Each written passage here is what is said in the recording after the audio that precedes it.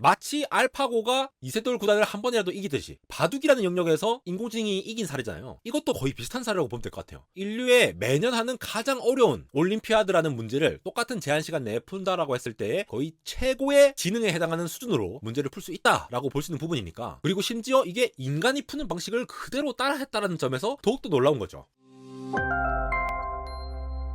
여러분 반갑습니다. 안대공학 에러입니다. 구글 딥마인드에서 국제 수학 올림피아드 아시죠? 이 세계의 수학 천재들, 수재들을 모아서 푸는 이 수학 올림피아드 문제를 풀 수 있는 알파 지오메트리라고 하는 인공지능을 만들어서 화제인데요. 정확하게 말씀드리면은 이 수학 문제 모든 걸 얘기한다기보다는 기하학 문제를 푸는 인공지능 시스템이라고 보시면 되겠습니다. 이 수백만 개의 수학 정리와 증명 같은 것들을 전부 다 학습성하고 학습해가지고 요거를 문제를 푸는 걸로 이끌어가는 건데, 30개의 최신 올림피아드 문제 중에서 25개를 정해진 시간 내에 해결할 수 있는 능력이라고 하니까 사실상 금메달리스트 수준의 능력을 가졌다고 평가를 받고 있습니다. 여기에 대해서 좀 감흥이 없으실 수도 있는데, 제가 논문을 잘 살펴보니까 이게 인간이 어떤 어려운 기하학 문제를 풀 때, 그러니까 기하학이라는 것은 도형이죠. 도형 문제를 풀 때에 접근하는 방식과 똑같이 인공지능이 이걸 만들어냈다라는 거죠. 그래서 정말 재밌는 부분이 많은데, 어려운 부분들 차치하고 이게 진짜로 어떻게 만들어졌는지 인공지능이 빠르게 발전되고 있는 모습 살펴보시면서 미래를 한번 같이 생각해 보도록 합시다. 지금 보시는 게 IMO AG30 라고 부르는, 그러니까 2000년도에서 2022년도까지 올림피아드에서 편집된 30개의 올림피아드 기하학 문제, 이걸로 구성된 벤치마킹 세트에서 이 알파 지오메트리가 시간 제한 내에서 25개의 문제를 풀었다는 거죠. 여기 보시면은 평균적으로 금메달리스트가 25.9개 이렇게 푸는 거고, 은메달이 20.9개니까 요 사이 정도에 위치합니다. 거의 금메달 수준이라고 보시면 되겠죠. 그리고 평균 국제올림피아드 참석한 사람들이 맞추는 정도가 15개니까 그것보다는 훨씬 높은 수준입니다. 그리고 이것도 논문에 나와 있는 테이블인데, 기존에 있는 다양한 방법들보다도 알파 지오메트리가 압도적으로 높은 걸 보실 수가 있죠.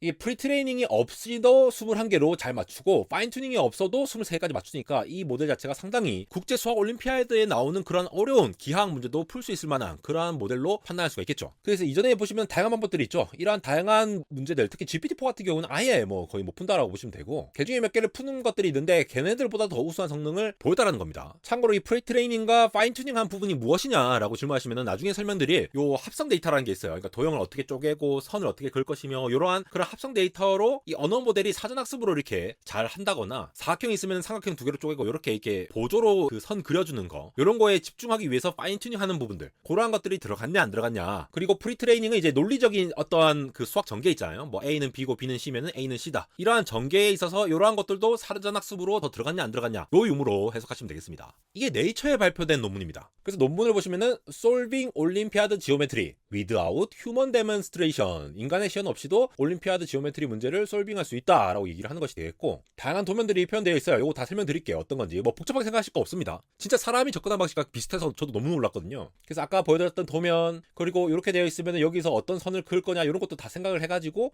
뭔가 접근을 한다라는 거, 이러한 부분들 쭉 있는데, 여기 쭉 뒤로 내려가 보시면은 인간이 직접 증명한 거, 이런 것과 알파 지오메트리가 한 프루프, 이런 것들을 같이 비교해서 막 표현해 주는 것도 있어요. 약간 다른 부분들도 있죠. 근데 요까지 보실 만한 분들은 많이들 없을 테니까 이건 넘어가고, 저희는 좀 재밌는 부분부터 살펴보도록 하겠습니다. 여러분, 일단 AI라고 하는 것이 가장 잘하는 것이 바로 어떤 특정한 대규모 데이터에서 패턴이라든가 어떤 데이터들 간의 관계, 이런 걸로 식별한 걸 잘하잖아요. 그래서 사실 이 기하학 문제를 푼다고 하면은 우리가 초등학교 때 중학교 때 흔히 얘기하면 이제 보조선을 잘 끄어야 된다. 수능 문제 풀 때도 딱 그 숨겨진 보조선을 어떻게 잘 끊느냐에 따라서 이 문제를 풀고 말고를 정해지는 그런 것들이 있습니다. 이걸 AI에 도입한다고 하면은 이 문제 해결에 도움이 될 만한 이 보조선, 이게 특정한 점이 될 수도 있고 선을 그을 수도 있고 특정한 원을 그릴 수도 있고 여러 가지 이런 도형을 구축을 하게 될 건데, 요걸 가만히 생각해 보시면은 인간이 풀 때 이거를 어떠한 절차에 의해서 합니까? 물론 절차할 수도 있겠죠. 여기서도 꺼보고 저기서도 꺼보고 다 해볼 수도 있는데, 일반적으로는 직관적으로 접근을 한다는 부분이 있죠. 그 직관은 어디서 왔을까요? 바로 이 올림피아드처럼 많이 수학 문제를 많이 풀어보셨던 분들께서 다양한 문제를 접근하면서 어떤 직관이 생기지 않았겠습니까? 그게 여러 가지 데이터로 학습된 걸 토대로 해서 여기에 그거 볼까 저기에 그거 볼까 이렇게 한다라는 거죠. 그래서 이 알파 지오메트리와 같은 경우에도 이러한 접근 방식을 가진다는 겁니다. 근데 반대로 생각하면은 이게 논리적이지 않잖아요. 말 그대로 직관에 의한 거고 학습된 데이터를 기반으로 하는 것이기 때문에, 이걸 왜 이러한 보조선을 껐는지, 왜 이런 동그라미를 그렸는지, 이러한 것들에 대해서 어떠한 설명을 우리가 이해하기는 어렵겠죠. 거기다가 이 알파 지오메트리에서는 기호 추론 엔진이라는 걸 써가지고 어떤 정리나 규칙에 따라서 딱딱딱 데이터를 처리해갈 수 있도록 한 엔진을 넣었습니다. 그러니까 기하학 같은 경우에는 선을 그었을 때 이 선이 어떻게 기하할 건지, 이걸 선을 그었을 때 그 다음에 넥스트는 무엇인지, 여기에 각도는 얼마이고 특정한 삼각형이 생성되었으면 이 삼각형을 어떻게 활용할 것이며, 이러한 것들을 계속 논리적으로 단계 타고 갈 수 있도록 한다. 한다는 거예요. 그러니까 직관적인 영역으로서 보조선을 구축하고 그 다음에 논리적으로 전개를 할 수 있는 부분을 같이 엔진으로 양방향으로 쓰면서 이 문제를 접근을 한다는 겁니다. 그렇게 해놓고 마치 인간처럼 이거 될 때까지 이렇게 그거 보고 저렇게 그거 보고 이 논리적이고 직관적이고 이 부분을 왔다 갔다 한다는 거예요. 그러면서 상당히 인간과 비슷한 부분이 있다는 것이죠. 좀 더 자세히 살펴보시면은 요거는 구글 딥마인드 블로그에 올라왔던 기사의 그림을 가져온 것이 되겠는데, 일단 간단한 문제 같은 경우에는 이러한 삼각형이 있는데 ABC에서 AB변과 AC가 같다, 즉 이등변 삼각형이라고 하면은 이 양쪽의 두각이 같다라는 거를 증명하시오라는 간단한 문제가 있다고 칩시다. 그럼 앞서 제가 말씀드린 언어적인 모델에서 일단 직관적으로 뭔가를 추가를 하는 거예요. 예를 들어 중앙에 이렇게 직각으로 내리는 수선을 내린다라거나 이런 식으로 내려서 뭔가 시도를 한다는 거죠. 직관적으로. 그런 다음에 이렇게 내린 다음에 그 다음부터는 이런 언어들을 사용해가지고 점차 이 각도가 같다라는 거를 증명해 나가는 이러한 논리적인 구성과 직관적인 구성을 같이 쓴다는 겁니다. 그러니까 이 파란색이라는 거를 추가했을 때의 문제를 풀었으면 이렇게 진행하는 거고, 요게 안 되면 또 딴 것도 시도를 해보겠죠. 그런 식으로 접근을 한다는 겁니다. 비슷하게 지금 2015년도 문제를 보실 수가 있는데 상당히 복잡하죠. 문제 자체가 이렇게 나왔어요. 진짜 풀기 싫게 나왔는데 요게 알파 지오메트리를 들어가면은 자 여기 컨스트럭트 D, 컨스트럭트 G 뭐 이런 부분 있잖아요. D하고 G 같은 거를 이렇게 만들어서 각자 이렇게 파란색으로 점차 만들어 보면서 뭔가 접근을 한다라는 거예요. 그렇게 만들어서 뭔가 시도해보고 또 뭔가 만들어서 또 시도해보고 이런 식으로 해서 문제를 풀어나가는 과정이다 라고 보시면 되겠습니다. 여기 파란색들은 다 자기가 직접 그어본 이런 부분이라고 보시면 되겠고, 거기에 해당하는 것이 바로 파란색으로 표시된 글자 부분이라고 보시면 될 것 같아요. 실제로 논문 부분에 보면은 이렇게 좀 복잡하게 나와 있긴 한데, 일단 이 첫 번째 문제가 나오면은 요걸 기반으로 해서 특정한 기호에 따라서 일단 분석을 한다는 거죠. 심볼릭 디듀스라고 돼 있는 부분, 그러니까 기호적인 어떤 추론을 먼저 시작을 해가지고 먼저 이렇게 시도를 하다가 뭐가 안 되면은 새로운 거를 추가한다. 어떻게 한다? 일단 수선을 내려본다. 이런 것도 다 학습이 돼 있겠죠. 이렇게 보조선을 그어본 단계로 해가지고 또 뭔가를 시도해본다 라고 보시면 되겠고요. 그래서 이게 실제로 풀렸니 안 풀렸니 따라서 그 다음 거를 또 한 번 더 이터레이션을 돌지 말지, 낫솔브드면은 다시 그어보고 낫솔브드면 다시 풀어보고, 이 랭귀지 모델에 따라서 뭔가 분석해가면서 계속 이렇게 보조선을 끊는 구조로 돌아가면서 이렇게 솔루션을 찾아가는 과정이라고 보시면 될 것 같습니다. 정리하자면은 문제가 이렇게 있다라고 하면은 이 문제를 토대로 해가지고 저 문장이 무엇을 의미하냐라는 거를 랭귀지 모델로, 그러니까 언어 모델로 일단 추론을 하죠. 그렇게 해서 푸는 건지 보고 보조선도 그어보면서 실제로 풀리냐 안 풀리냐, 풀리면 이렇게 해서 끝나는 거고 각도가 같다라고 해결하는 거죠. 실제로 다른 문제도 보시면은 이런 문제들도 이렇게 있으면은 보조선을 점차 그어보면서 이렇게 추가를 한다라고 보시면 되겠습니다. 그래서 피겨 3 같은 경우에는 이걸 어떻게 했느냐라는 걸 얘기를 하는 건데, 일단 알파 지오메트리가 병렬 컴퓨팅을 사용해가지고 이런 기하학적인 어떤 부분들, 도형들 있잖아요. 이 개체에 대해서 10억 개의 무작위 다이어그램을 생성하는 것부터 시작해가지고 이 점과 선과의 연결관계 이런 것들을 전부 다 이렇게 쭉 뽑아냅니다. 지금 초록색으로 돼 있는 부분들이 그런 부분들이죠. EADH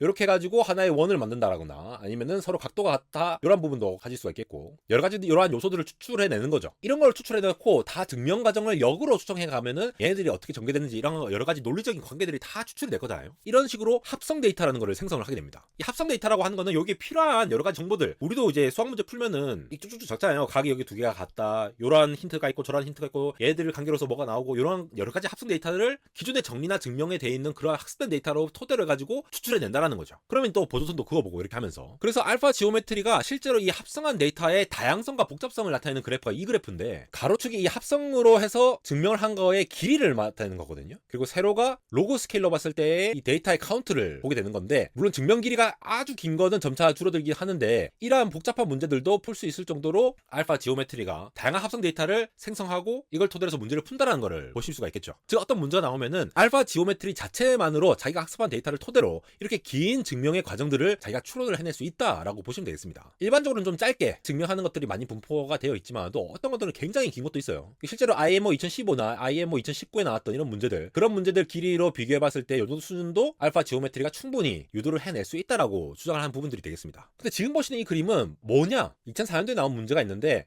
이걸 통해서 이렇게 트랜슬레이트를 한 다음에 자기가 이제 풀었거든요, 이렇게. 근데 이 자세히 보시면은 이 초록색으로 돼 있는 부분들, 이러한 부분들은 문장에서 어느 정도 나온 부분이고, 여러 가지 색깔을 표시를 해놨는데 제가 다르게 표기를 다 해놓은 것이 실제로 이 전제에서 사용하지 않은 것들, 그리고 전제를 사용한 거, 그리고 심볼릭 솔버 아웃풋으로 나오고 이렇게 여러 가지 구분들이 있습니다. 무슨 얘기를 하고 싶느냐? IMO 2004 이 문제보다 더 일반화된 정리를 발견해서 나타냈다는 것을 얘기를 하는 거예요. 그러니까 문제를 단순히 해결하는 것을 넘어가지고 기존에 나와 있는 이런 전제들, 정리들을 일반화해가지고 더 넓은 범위로 적용할 수 있다는 거죠. 즉 문제만 푸는 것이 아니라 기존과 다른 방식의 어떤 문제 푸는 방식이라든가 논리적인 생각을 할 수 있다는 걸 보여주는 사례가 되겠습니다. 물론 모든 게 다 그런 건 아니에요. 근데 이렇게 다 활용하지 않고도 푼다라거나 이런 식으로 접근을 하는 거를 보인다라는 거죠. 그러면은 기존의 문제들을 다 이걸로 돌아봐가지고 새로운 문제 방식을 푸는 것도 접근이 가능한 거니까 좀 더 창의적인 새로운 문제를 풀 수가 있고, 이게 또 수학계에도 엄청난 영향을 줄 수 있다는 거예요. 그래서 다음을 보시면은 이거는 알파 지오메트리가 해결한 IMO 문제들의 난이도, 그리고 알파 지오메트리에 의해서 생성된 증명의 길이를 사람들의 평균 점수와 비교를 해서 나타낸 거거든요. 그래서 그냥 논리적인 추론만 가능하면은 되는 문제 푸는 것들이 이렇게 파란색으로 표기가 되어 있고, 이 보조선 끊고 하는 컨스트럭션이 필요한 거, 이런 것들은 지금 주황색으로 나타나 있죠. 그래서 X축이 IMO 참가자들의 평균 점수가 되어 있는데, 이 보조선을 끄면 끌수록 더 어려운 문제라고 볼 수가 있죠. 평균 점수가 낮으니까. 특히 여기 있는 2019년 문제, 2000년 문제, 2015년 문제, 이런 문제들이 굉장히 어려운데 알파 지오메트리에게도 가장 긴 증명을 필요로 한 문제라고 나타낸다. 그러니까 인간처럼 푼다라는 걸 보여준다는 거죠. 그리고 좀 쉬운 문제들에 대해서는 뭐 알파 지오메트리의 이 증명 길이와 인간 참가자들의 점수 사이에 큰 상관관계는 없는 걸로 보이죠. 그러니까 인간이 풀기 어려운 문제는 알파 지오메트리도 역시 힘들더라 얘기하는 것이 되겠습니다. 그래서 2000년부터 IMO 기하학 문제 같은 것들을 전부 다 특수한계에 맞게 조정을 해가지고 평가를 했는데, 이 합성 데이터, 자기들이 이렇게 증명을 해내고 정리를 막 정리해서 백트래킹으로 다 찾아가는 그러한 것들 유도하는 과정들을 다 학습을 해가지고 그걸 가져와가지고 문제를 푸는 접근, 그리고 보선도 알아서 긋고 하는 것들, 이런 것들을 다양하게 사용하고 자기들이 임의로 샘플링 해갖고 어떤 특정한 전제들을 사용해가지고 문제를 탐색하고 풀어보고, 이런 것들이 상당히 창의적으로 접근되는 부분이 있습니다. 그래서 이게 그냥 대충 벤치마크 점수로만 IMO 참가자들보다 더 높은 점수를 얻었다라고 판단하기보다는 마치 알파고가 이세돌 구단을 한 번이라도 이기듯이 바둑이라는 영역에서 인공지능이 이긴 사례잖아요. 이것도 거의 비슷한 사례라고 보면 될 것 같아요. 인류의 매년 하는 가장 어려운 올림피아드라는 문제를 똑같은 제한 시간 내에 푼다라고 했을 때 거의 최고의 지능에 해당하는 수준으로 문제를 풀 수 있다라고 볼 수 있는 부분이니까, 그리고 심지어 이게 인간이 푸는 방식을 그대로 따라했다라는 점에서 더욱더 놀라운 거죠. 그래서 이번 논문 자체의 어떤 수학적인 부분들을 살펴본다기보다는 이러한 접근 방식 자체에 대해서 한번 살펴본 시간이 되겠습니다. 사실 IMO 문제를 뭐 잘 푸는 이런 게 얼마나 더 많이 필요할까, 이게 진짜 우리 삶에 영향을 주는 게 맞아? 이렇게 볼 수도 있는데, 요거는 우리가 문제를 풀지 못하는 다양한 영역의 어떤 문제들이 있잖아요. 그리고 대부분의 이제 이미지화 되고 있는 것들에 대해서 기존의 수학적인 방법으로 인간 수준으로 풀 수 있는 어떠한 시스템이 생긴 것이 되겠으니까, 수학 분야의 발전뿐만이 아니라 이거를 더 발전시켜서 공학적으로 더 적용을 할 수 있지 않을까. 그러면은 베이스가 되는 학문의 어떤 발전에 기여할 수 있는 이러한 부분에서도 AI가 쓰고 있다. 진짜 AI가 전체적으로 다 쓰이고 있습니다. 그러니까 학문과 산업계 모든 부분에 있어서 이 AI 혁명이 진행되고 있다는 점, 여러분도 온몸으로 느끼시길 바랍니다. AI가 기하학 수학 문제까지 푸는 세상에 놀라움을 금치 못하며 목소리가 높아지고 있는 안달공학 에러였습니다.